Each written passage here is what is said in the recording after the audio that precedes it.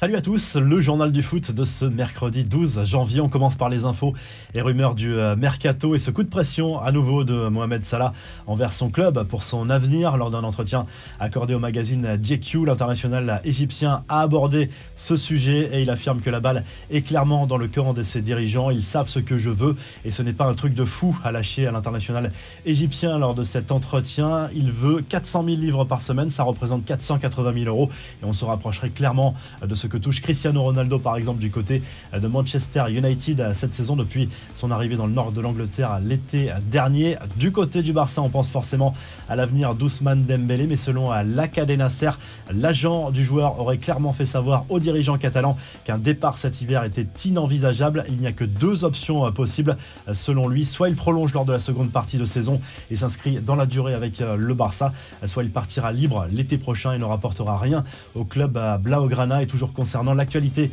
du club catalan, Memphis Depay va-t-il être utilisé comme monnaie d'échange lors du mercato hivernal? C'est possible selon la presse espagnole parce que l'intérêt pour Alvaro Morata est toujours présent. Le joueur de la Juve est bloqué pour l'instant par la vieille dame, mais le club italien est intéressé également par l'international néerlandais, ce qui pourrait faciliter l'opération des deux côtés. Notre point quotidien sur la Coupe d'Afrique des Nations au programme ce mercredi.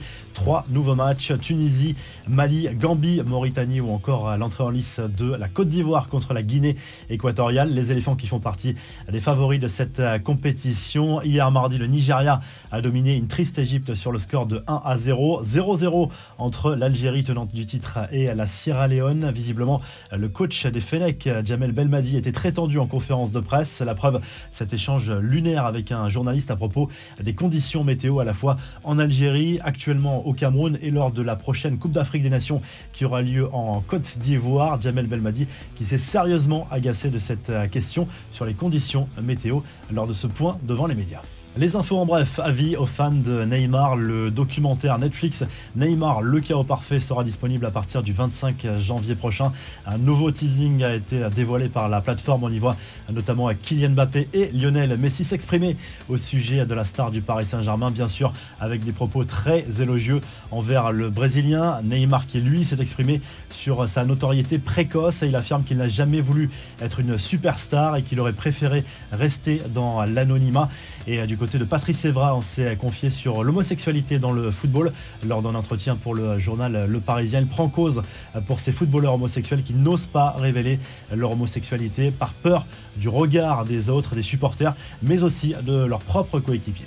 La revue de presse, le journal de l'équipe se penche sur l'avenir de plusieurs joueurs de l'équipe de France, notamment Paul Pogba, Kylian Mbappé ou encore Hugo Lloris. Tous seront en fin de contrat en juin prochain et pourraient donc changer de destination dans les prochains mois, tout sauf anodin sur une année de Coupe du Monde, on le sait.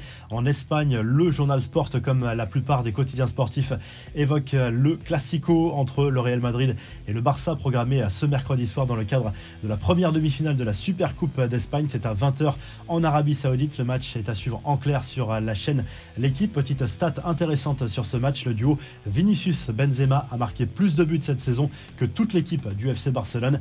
Et en Italie, le Corriere dello Sport se penche surtout sur la Super Coupe d'Italie qui oppose l'Inter Milan, champion en titre, au dernier vainqueur de la Coupe d'Italie, la Juventus de Turin. Le match commence à 21h. Si le journal du foot vous a plu, n'hésitez pas à liker, à vous abonner pour nous retrouver très vite pour un nouveau journal du foot.